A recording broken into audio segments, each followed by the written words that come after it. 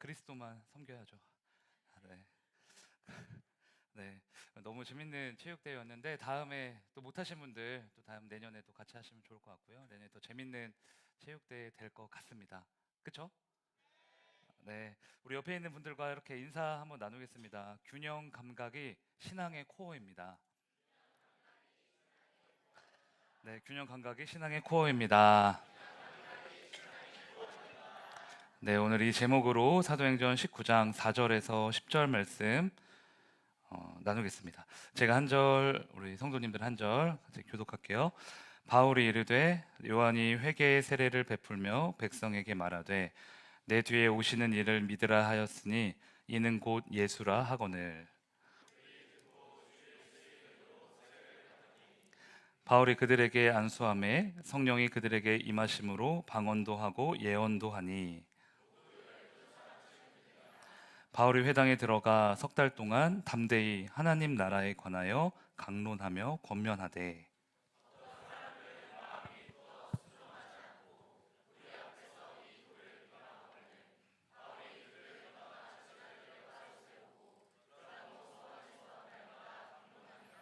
네, 같이 읽겠습니다. 두 해 동안 이같이 하니 아시아에 사는 자는 유대인이나 헬라인이나 다 주의 말씀을 듣더라. 아멘. 네, 요즘 젊은 분들이 운동을 참 많이 하시는 것 같습니다. 특히 뭐 몇 년 전부터인 것 같은데 러닝이 굉장히 우리 청년들 또 우리 3040 세대에게 트렌드로 자리를 잡은 것 같아요. 그래서 러닝 크루라는 신조어에서 알 수 있듯이 단순히 뭐 개인의 만족을 위한 것이 아니라 뭐 공동체적인 뭐 소속감을 느끼면서 서로 동기부여할 수 있는 그러한 트렌드가 이제 좀 생긴 것 같습니다. 근데 여러분, 달리기에서 가장 중요한 게 뭘까요? 달리기에서 가장 중요한 거. 자세, 신발. 저희 교회 청년부도 있잖아요, 러닝 크루. 누구죠? 연우. 뭐가 가장 중요하죠? 달리기 할 때 뭐가 가장 중요해요? 내 마음이 중요하답니다. 제가 좀 이렇게 찾아보니까 코어 근육이 중요하다. 전문가들이 그런 얘기를 해요. 그래서 하체만 발달되어 있다고 좋은 것도 아니고 비싼 러닝화 신는다고 좋은 것도 아니고 그 복부, 엉덩이, 뭐 골반 주위에 이 코어 근육이 잘 잡혀 있어야 이게 폼도 잘 나오고 잘 달릴 수 있다. 건강하게 그런 이야기를 합니다. 좌우 밸런스, 상하체 움직임이 이 코어에서 다 통제가 되기 때문에 제일 중요하다라고 하더라고요. 그래서 어, 오늘 말씀을 이제 제가 묵상하면서 그러면 우리의 신앙의 코어가 되는 것은 무엇일까 생각해 봤어요. 생각해 보니까 이제 딱 1번으로 떠오른 게 균형이다라는 생각이 들어요. 균형 감각. 이것이 우리 신앙의 코어이지 않을까 생각합니다. 신앙의 균형이 없어지면은 한쪽으로 쏠리게 되거든요. 그러면은 굉장히 위험해져요. 잘 균형이 잡혀져 있어야 건강하게 튼튼하게 우리가 70살, 80살 될 때까지 믿음이 잘 성장할 수 있습니다. 그런 말 많이 들어보셨을 거예요. 신앙은 속도가 아니라 방향이다. 빨리 가는 게 중요한 게 아닙니다. 빨리 가는데 이상한 곳으로 계속 열심히 달리고 있다면 그거는 성장이 아니라 시궁창이겠죠. 그래서 느리더라도 균형을 잘 잡고 올바른 방향으로 정확한 목적지를 향해 나아가는 게 중요하다라고 할 수 있어요. 그러면 우리에게 어떤 균형 감각이 있어야 되냐? 오늘 본문에서 말하는 것은 딱 두 가지예요. 말씀과 성령입니다. 한쪽은 말씀, 한쪽은 성령으로 신앙의 균형을 잘 잡아가야 한다는 거예요. 그래서 여러분 잘 기억하셔야 돼요. 성령이 없으면, 성령님이 충만하지 않으면 말씀은요, 메마른 장작과 같습니다. 성령의 충만함, 성령의 도우심이 없다면 말씀을 아무리 들어도요, 조그마한 감흥조차 느껴지지 않아요. 깨달아지지 않습니다. 말씀은 그냥 지식의 한 조각으로 남게 돼요. 사람을 변화시키는 능력이 아니라 지식적으로 아, 그게 그런 거였구나. 예수님이 이런 일 하셨구나. 성경은 뭐 이걸 말하고 있구나. 이렇게만 생각을 하게 되는 거예요. 반대로 말씀이 없고 성령만 있으면 어떻게 될까요? 불은 금방 타오르는데 금방 꺼져요. 오래 가지 못합니다. 건강하지 못해요. 굉장히 자기 주관적인 신앙이 되기가 쉽습니다. 그래서 말씀과 성령은 늘 같이 가야 돼요. 그래야 예배 가운데 하나님의 은혜가 충만하고 사람이 변화되고 교회도요, 부흥의 불꽃이 막 타오를 수 있는 겁니다. 오늘 우리가 읽은 본문의 배경은 이제 바울의 3차 전도 여행이 시작되는 시점이에요. 3차 전도 여행의 첫 번째 장소는 에베소입니다. 제가 지난번에 한번 말씀드렸어요. 바울이 그 선교 여행할 때 한 장소에 머무르는 주기는 짧으면 며칠, 길어봤자 3주다. 근데 예외적으로 딱 두 곳에서만 엄청 길게 머물렀어요. 어디가 어딜까요? 어디죠? 고, 예, 고린도, 에베소, 고린도 에베소. 고린도에서 1년 6개월, 에베소에서 한 2, 3년 머물렀습니다. 그리고 에베소에서는 다른 지역에서 경험하지 못한 정말 특별한 부흥을 경험하게 돼요. 원래 바울이 복음 전하면 우리 다 봤잖아요. 유대인들이 와서 막 대적하고 막 감옥에 가두고 막 못살게 굴고 그랬잖아요. 그런데 에베소에서는 유대인이나 헬라인이나 다 주의 말씀에 순복했더라. 이렇게 나와요. 성령이 임하셔서 악한 마귀를 물리치셨고 성도들이 방언도 하고 예언도 하면서 예루살렘 교회에 임했던 성령의 역사가 에베소에서 똑같이 일어납니다. 어마어마한 부흥이에요. 그래서 여러분 이건 하나의 성경 지식으로 가지고 계시면 좋은데 요한계시록을 읽어보면 몇 개의 교회가 나오죠? 몇 개의 교회가 나오죠? 7개. 에서버두 사빌라. 에서버두 사빌라. 첫 번째 나오는 에가 뭘까요? 에베소. 에베소 교회가 왜 가장 먼저 나오냐? 에베소 교회가 가장 먼저 세워졌고 가장 많이 부흥했고 에베소 교회에서 다른 지역으로 선교와 파송을 많이 나갔기 때문이에요. 영적인 리더들, 목회자들이 에베소에서 세워진 거예요. 그래서 요한계시록에 소개되는 7교회 지도를 보면 에베소 교회가 가장 왼쪽 하단에 위치해 있고요. 에베소 교회를 중심으로 시계 방향으로 이렇게 해서 반원을 그리면서 7교회가 세워져요. 재밌지 않아요? 저만 재밌나요? 에베소 교회를 중심으로 시계 방향으로 이렇게. 그래서 에베소 교회가 어떤 교회다? 먼저 부흥한 교회다. 먼저 세워진 교회다. 특별한 교회예요. 그런데 에베소 교회가 어떻게 그런 부흥을 경험할 수 있었냐? 아까 말씀드렸듯이 말씀과 성령이라는 이 신앙의 균형이 아주 잘 잡혀져 있었기 때문이에요. 그래서 교회를 리드하는 교회로 서게 됩니다. 본문 6절을 한번 볼까요? 6절 바울이 그들에게 안수함에 성령이 그들에게 임하심으로 방언도 하고 예언도 하니. 바울이 복음을 전하고 안수 기도를 하니까 어떻게 돼요? 성령님이 그 에베소 사람들에게 임하셔서 방언도 하고 예언도 하고. 예루살렘 교회랑 똑같죠. 그런데 바울은 성령 쪽으로만 사역하지 않습니다. 사실 그래요. 제가 목회자잖아요. 근데 내가 기도했을 때 막 마귀가 떠나가고 갑자기 막 안진뱅이가 일어나고 그러면 제가 그쪽으로 계속 사역을 하고 싶지 않을까요? 뭐 성경 막 이렇게 연구하는 것보다는 나 기도에 뭔가 내가 있나 보다. 그래서 막 그쪽으로 사역을 하고 싶을 거 아니에요. 바울도 그랬을 수도 있는데 그렇지 않아요. 그 다음 8절에서 10절 한번 보겠습니다. 바울이 회당에 들어가 석 달 동안 담대히 하나님 나라에 관하여 강론하며 권면하되 어떤 사람들은 마음이 굳어 순종하지 않고 무리 앞에서 이 도를 비방하거늘 바울이 그들을 떠나 제자들을 따로 세우고 두란노 서원에서 날마다 강론하니라. 2해 동안 이같이 하니 아시아에 사는 자는 유대인이나 헬란이나 다 뭘 들었어요? 주의 말씀을 들었더라. 회당에 들어가서 3달 동안 하나님 나라에 관해서 강론을 했습니다. 하나님 나라가 뭔지, 예수님을 통해 하나님 나라가 어떻게 우리에게 임하였는지 막 이제 설명을 한 거예요. 그런데 그 말씀을 듣고 믿는 사람도 있었지만 믿지 않는 사람도 있었어요. 막 비방하는 사람도 있습니다. 그런데 바울이 거기서 포기를 했을까요? 안 했을까요? 포기 안 해요. 그럼 내가 이제 말씀 사역을 더 본격적으로 해야겠다 하고 두란노 서원을 세웁니다. 두란노 서원은 지금으로 따지면 말씀을 가르치는 신학교예요. 두란노 서원에서 몇 년 동안 일했죠?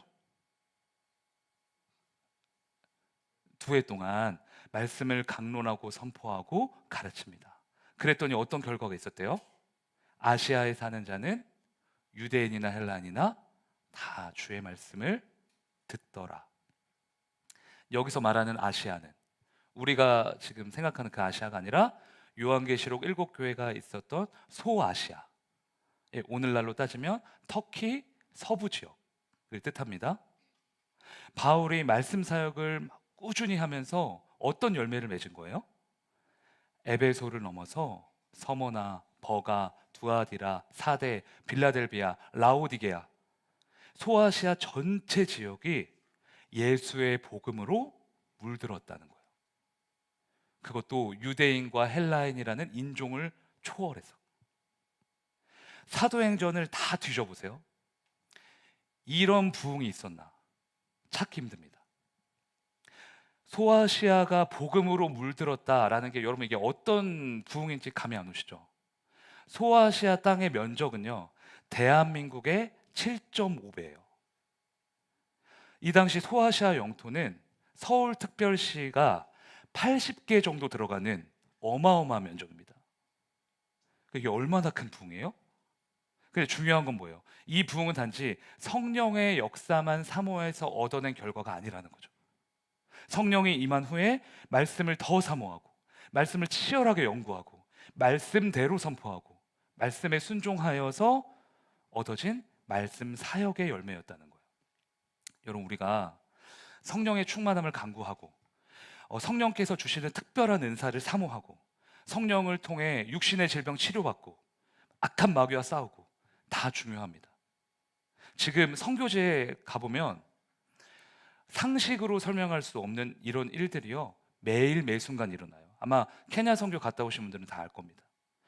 사람 몸에 있던 마귀가 막 나와서 막 뭐 말하고 질병이 치료되고 방언 기도뿐입니까? 방언 찬양도 해요. 거기 있는 분들이. 선교지 현장 곳곳에 성령의 역사가 이루 말할 수 없을 정도로 막 넘쳐납니다. 그런데 그런 현상과 기적에만 치우치면 사람이든 교회든 건강하게 성장하기가 어려워요. 막 뜨거운 것 같은데 순간순간 엄청 은혜로운데 오래 가지 못합니다. 왜 그럴까요? 기준이 없기 때문이에요. 성경의 진리가 아닌 자신의 감정과 이 체험이 신앙의 표준이 되기 때문에 자칫하면 신비주의, 은사주의 이쪽으로 쏠려버립니다. 그래서 하나님께서 자신을 인간에게 드러낸 계시의 말씀, 즉 성경을 우리의 유일한 기준으로 삼아야 되는 거예요. 말씀이 규범이고 기준이고 법입니다. 한국 교회 대부분의 장로 교회들이 웨스트민스터 신앙고백서를 교회의 교리적인 표준으로 삼거든요. 근데 거기 1장 1절에 어떤 내용이 나오냐? 성경은 하나님의 영광과 구원, 믿음과 삶의 규범에 대하여 하나님의 뜻을 완전히 계시한다. 그러니까 성경은 곧 규범, 기준이다. 이렇게 말을 해요. 그런데 기준이 없거나 희미해. 기준이 약해. 그러면 신앙이 건강하게 성장하기가 어려운 거예요. 하나님의 말씀이 정확하게 선포되지 않은 예배도 감정적이거나 주관적이거나 신비적인 경향으로 흘러갈 가능성이 굉장히 많습니다. 유튜브에 몇 년 전부터 박혁 전도자라는 분이 나오시더라고요. 혹시 아세요? 모르시는 분들은 안 찾아보셔도 돼요. 그러니까 전도사가 아니라 본인을 이제 복음을 전하는 전도자다 이렇게 지칭하면서 이제 뭐 여러 곳에서 복음을 전하시는데 몇 년 동안 제가 쭉 지켜봤어요. 저도 그분을 모르니까. 그런데 지금까지 그분의 사역을 보면 위험하다라는 게 결론이에요. 왜? 물론 특별한 은사가 있어서 뭐 마귀도 내쫓고 마귀랑 대화도 하고 뭐 질병도 치료하고 다 할 수 있죠. 물론 그럴 수 있어요. 그것 때문에 위험하다고 하는 게 아니라 성경을 읽은 다음에 다른 말을 해요. 본문을 읽었으면 그 본문에 대한 정확한 주해와 설교를 해야 되는데 없어요, 그게. 성경을 읽고 본인이 하나님 만나신 얘기를 해요. 그래서 위험해요. 그분에게 성경은 하나의 도구지 정확한 규범, 그러니까 기준이 아니거든요. 그러니까 여러분 어디 가서 예배를 드려도 하다못해 우리 청년들 찬양 집회 가도 말씀을 읽고 다른 이야기를 하시잖아요. 목회자가. 그러면 긴장하셔야 돼요. 진짜 목회자는 그렇게 안 합니다. 하나님 두려워하는 목회자는 성경 읽고 다른 얘기 안 해요. 성경은 목회자를 드러내는 도구가 아니라 하나님이 우리에게 주신 유일한 규범입니다. 정황무오한 법칙이에요. 신앙의 영역뿐만 아니라 우리가 살아가는 삶의 영역에서도 마찬가지입니다. 여러분 요즘 사회적으로 제일 큰 이슈가 뭐죠? 캄보디아 사태. 캄보디아 사태 다 보셨죠? 취업에 빠진 청년들, 빚쟁이가 된 청년들, 돈 좀 벌어보겠다고 캄보디아까지 날아갔어요. 근데 어떻게 됐어요? 범죄 조직에 납치되고 감금되고 몇 명은 막 죽어나가고. 대사관 정보에 따르면 올해만 수백 건의 한국인 실종, 감금 신고가 접수됐다라고 알려져 있습니다. 이 사태를 보면서 우리 청년들은 어떤 생각을 할까 궁금해요. 아, 캄보디아 가지 말아야지. 캄보디아로 여행 가지 말아야지. 이런 거. 여러분, 그런데 우리가 진짜 점검해 봐야 할 건 따로 있어요. 캄보디아에 간 청년들이 왜 갔냐? 왜 범죄 조직에 넘어갔느냐?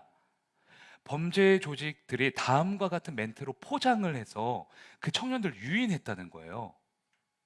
그 멘트가 뭔지 아세요? 해외에서의 고소득 직장, 글로벌 스타트업 업무, 빵빵한 수입. 다 뭐랑 연결돼 있을까요? 돈이랑 연결돼 있어요. 결국 돈이에요. 돈이 우상이 되고 돈이 기준이 되었기 때문에 범죄 조직이 당한 거예요. 근데 저는 그곳에 간 청년들의 그 마음을 막 폄하하고 싶진 않아요.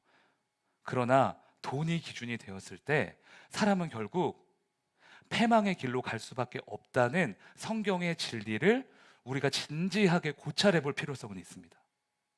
이 사태를 보면서 그냥 캄보디아에 가지 말아야지가 아니라 지금 내 삶의 기준은 무엇으로 세워져 있는가? 정말 하나님의 말씀이 내 삶의 유일한 규범이 맞는가? 나를 가게 하고 멈추게 하고 매일 매순간 나를 이끄는 유일한 기준인가? 이거 점검해 보셔야 돼요. 우리 안에 이 성경이라는 절대적인 진리가 희미해지면 우리도 얼마든지 넘어질 수 있습니다. 여러분, 말씀은요, 우리에게 이 가이드라인을 제공해 줍니다. 정확한 답을 제시해 줘요. 절대 애매모호하지 않습니다. 세상의 유혹에 빠지지 않도록, 사람의 의견과 상식에 휩쓸리지 않도록, 나의 감정이 하나님보다 앞서지 않도록 우리를 하나님이라는 안전한 목적지로 데려다 줘요. 여러분, 그래서 우리 그리스도인들이 그토록 갖고 싶어하는 믿음은 어디에서 발생하는지 아십니까? 로마서 10장 17절 말씀입니다. 같이 읽어볼게요. 시작. 그러므로 믿음은 들음에서 나며. 아멘. 믿음은 어디에서 나요? 들음에서 나요. 그러면 무엇을 듣느냐? 그리스도의 말씀이라는 거예요. 그리스도의 말씀을 들을 때, 다시 말해 이 성경 말씀을 듣고 따르고 사모하고 순종할 때, 절대적인 권위로 받아들일 때 믿음이라는 것이 우리 안에 조금씩 조금씩 차오르게 된다는 거예요. 사랑하는 형제님, 형제 자매님들, 하나님의 말씀을 기준으로 삼아서요. 안전한 테두리 안에서 건강하게 성장하는 믿음의 큰 용사가 되시기를 주님의 이름으로 축원합니다. 우리 옆에 있는 분들 모시고 이렇게 고백해 보겠습니다. 말씀이 기준입니다. 말씀이 기준입니다. 네, 에베소 교회는요, 말씀으로 성장한 교회였습니다. 좀 더우신가요? 에어컨을 좀 틀어주시면. 그러나 말씀만으로 성장했다고 볼 수는 없어요. 오늘 우리가 읽은 본문 그 다음 스토리를 보면 성령의 강력한 역사가 나옵니다. 얼마나 성령이 충만했는가? 바울의 앞치마와 손수건을 병든 사람에게 얹기만 하면 바로 치료가 돼요. 그러니까 안수기도도 아니고 대언하는 것도 아니고 손수건일 뿐인데 성령이 일하시는 거죠. 성령 충만한 바울을 하나님이 특별히 사용하신 겁니다. 그런데 에베소에는 어떤 사람이 많았냐? 마술하는 사람들이 많았대요. 마술. 제가 좀 찾아봤거든요. 마술하는 사람들 뭐지? 찾아보니까 마술하는 사람들은 단순한 점쟁이가 아니라 헬레니즘과 유대 신비주의가 뒤섞인 주술사였다고 해요. 주술사. 고대에는 우상을 섬기는 신전이 많았다고 했죠. 그런 신전에서 마법 주문을 연마해서 사람들에게 부적을 붙이거나 주술적인 행위를 했던 거예요. 그런데 에베소에 스게와라는 유대인 제사장이 있었는데 그 사람의 아들이 7명이었거든요. 근데 그 7명이 다 주술사예요. 마술하는 사람들. 에베소에서 마법으로 꽤나 유명했던 사람들인데 갑자기 바울이라는 사람이 나타나서 악귀도 물리치고 병든 자도 치료하고 그러니까 시샘이 나요. 시샘. 그래서 바울을 따라했어요. 예수의 이름으로 물러가라. 따라해요. 주술사들이. 예수의 이름으로 명한 너희 떠나가라. 그럼 어떻게 됐을까요? 이건 좀 찾아봐야 돼요.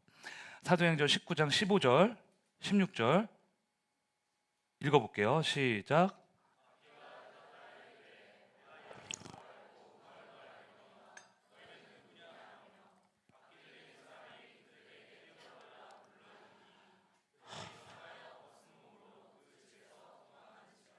아멘. 마귀가 뭐라고 하죠? 내가 예수도 알고 바울도 아는데 너는 누구냐? 난 너 모른다. 왜 마귀가 모를까요? 흉내만 내고 성령이 없으니까. 예수 그리스도를 진짜로 믿는 사람이 아니니까. 여러분, 이 사실이 우리에게 뭘 알려줘요? 성령이 내 안에 거하지 않으면 아무리 예수의 이름을 외쳐도 그 능력이 나타나지 않는다는 거예요. 오히려 마귀가 삼켜버린다는 겁니다. 흉내만 내는 사람은, 예수를 겉으로 믿는 사람은 100% 지는 거예요. 그래서 성령의 충만함, 우리가 늘 구하죠. 성령의 충만함을 구하는 겁니다.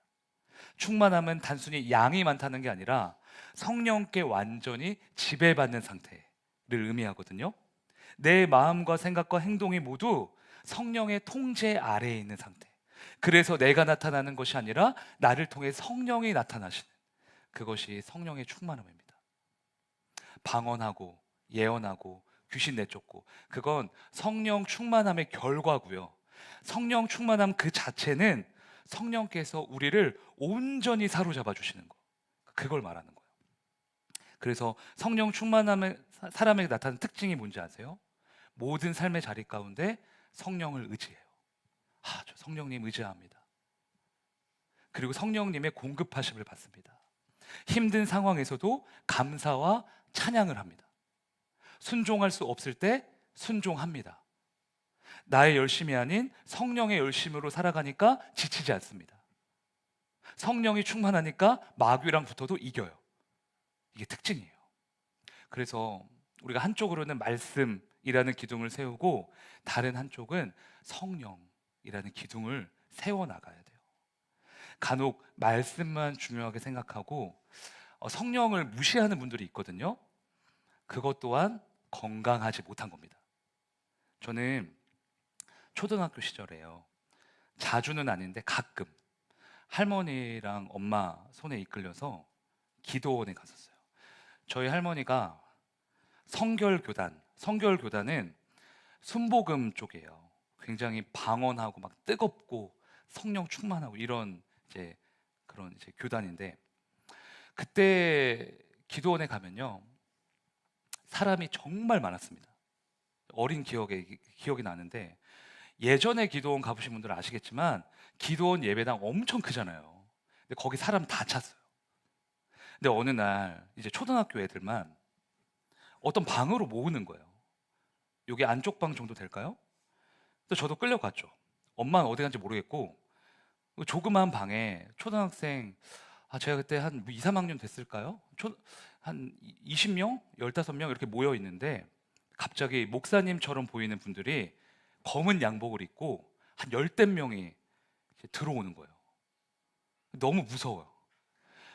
내 머리에다가 막 손을 얹고 막 쌀라쌀라쌀라 막 하면서 막 이제 방언 기도를, 근데 그땐 방언이 뭔지 모르니까 막 하시는 거예요. 막 귀가 떨어질 정도로. 처음에 저 충격받았어요. 와, 이게 뭐지? 이게 맞나? 그러니까 그 어린 마음에 너무 이게 놀래가지고, 와, 도망가야 되는 거 아닌가. 근데 옆에 있는 친구들 보니까 막 울어요. 그리고 뭘 잘못했대. 죄가 많아요. 그 애들이 막 기도를 막 눈물을 흘리면서 막 이렇게 하는데, 근데 그렇게 하니까 또 어린 마음에 저도 해야 되잖아요.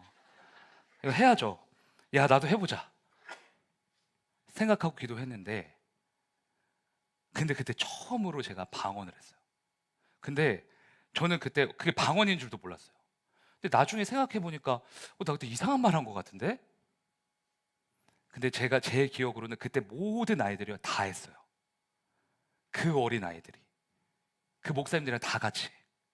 그러니까 하나님이 하신 거죠.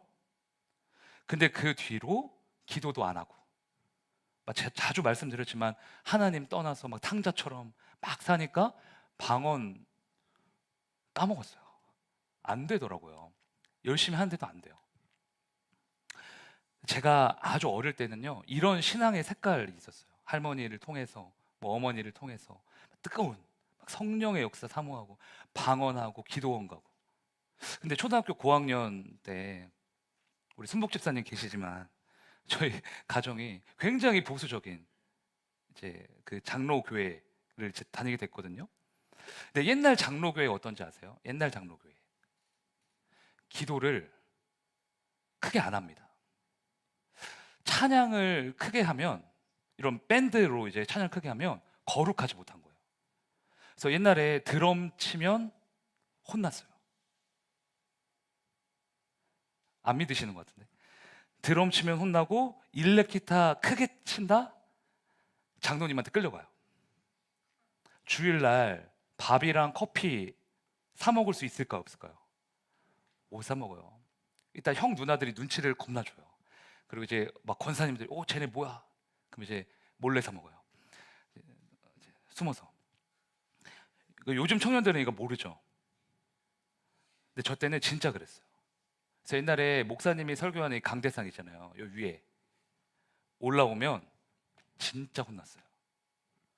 그러면 장로님하고 전도사님들 걸리면 회초리로 맞았어요. 회초리로. 거짓말 아닙니다. 근데 제가 이제 개구쟁이잖아요. 개구쟁이니까 강대상에서 경찰과 도둑하는 게 제일 재밌거든요. 근데 여기 다른 데서 하면 재미없어요. 교회 주차장 이런 데 재미없고 강대상에서는 해야 돼요. 그 강대상에 막 의자 있고 막 이런 거 상 있고 하니까 거기 숨는 게 또 제일 스릴이 넘쳐요. 그래서 이제 친구들 꼬셔가지고 하다가 장로님한테 걸려가지고 막 엄청 맞고. 옛날에 그랬어요. 그렇게 성장해서, 그러니까 장로교회에서 성장해서, 네, 이제 선민교회를 만났고, 이게 장로교 합동 그 신학교인 총신대 들어가서 이제 공부를 하게 된 겁니다. 근데 제가 하나님과의 관계도 다 회복되고 엄청 뜨거울 때니까 이제 다시 방언도 하고 기도도 열심히 하고 막 그랬거든요. 근데 신대원 들어가면 새벽 예배를 필수로 드려야 돼요. 근데 새벽 예배 때 방언으로 기도하니까 어느 날 제 앞에 쪽지가 와 있는 거예요.